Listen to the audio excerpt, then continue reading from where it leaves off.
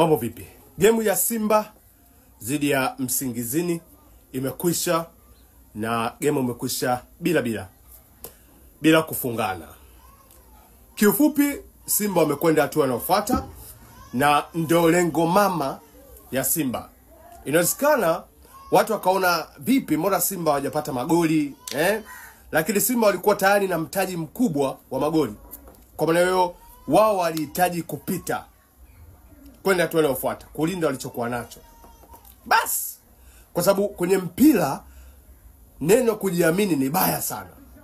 Na hii walishawahi kuonaga kwenye John Galaxy walichofanyiwa, walijiamini na mtaji mkubwa wakacheza vibaya na wakatolewa. Nadhani safari wamekuja kwa tahadhari kubwa.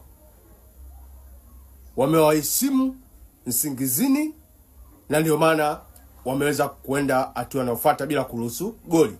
Unajua kama Simba wangekuwa wanafunguka kucheza, you never know, Msingizini anaweza angepata magoli na ingemletea shida kubwa sana Simba. Kwa maana hiyo walifanya jambo zuri, kitendo cha kucheza kwa tahadhari kubwa.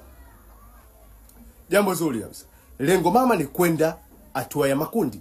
Kwa maana hiyo Simba wamekamilisha kampeni yao, na kwa mantiki hiyo timu kutoka Tanzania zote zimefuzu. Pongezi kubwa sana kwa Yanga, pongezi kubwa sana kwa Singida, pongezi kubwa kwa Azam na Simba mwenyewe. Wametuwakilisha kimataifa. Kwa maana twende tukawaone kwenye group stage nini kitatokea.